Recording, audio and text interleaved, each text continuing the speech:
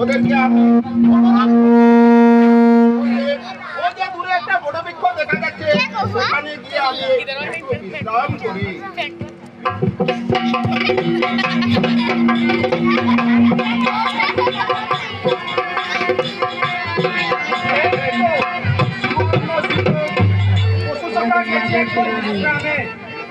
এই অবসর আমি তার পক্ষে সম্মানে অনুসরণ করলাম।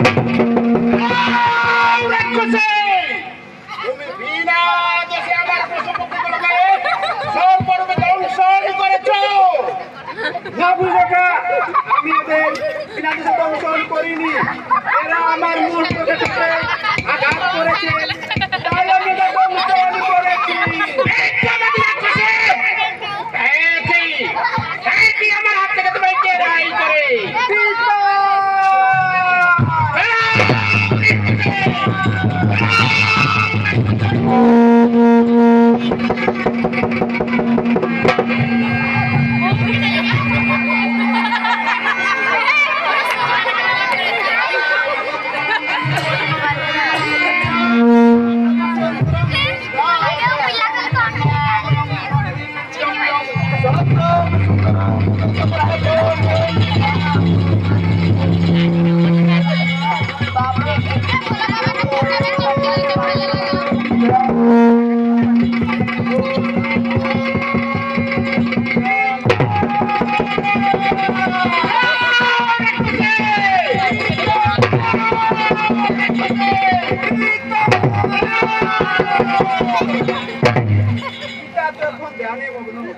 তাহলে আমি কি করি?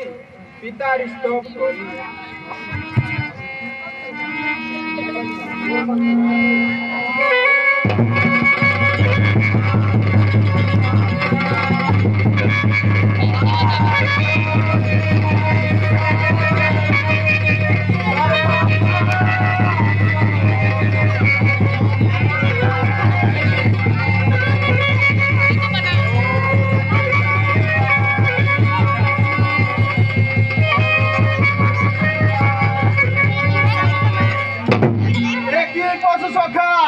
একই মা পদ্মা, ও সময়ে করিলে আমার ধ্যান ভঙ্গ।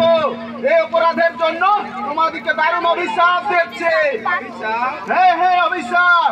যাও পশু সখা, তুমি চম্পক নগরে চান সদাগর নামে জন্মগ্রহণ করিবে।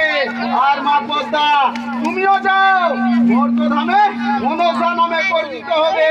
আর মর্তধামে পুজো পাওয়ার জন্য তোমাকে অনেক অপমানিত হতে হবে।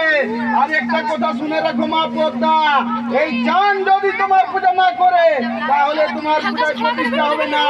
আর তুমিও শুনে রাখো একটা কথা পশু সখা, এই মনসা রাতে তোমাকে অনেক কষ্ট পেতে হবে। আর শেষ পর্যন্ত তোমাকে মনসার পূজা করতে হবে, করতে হবে, করতে হবে।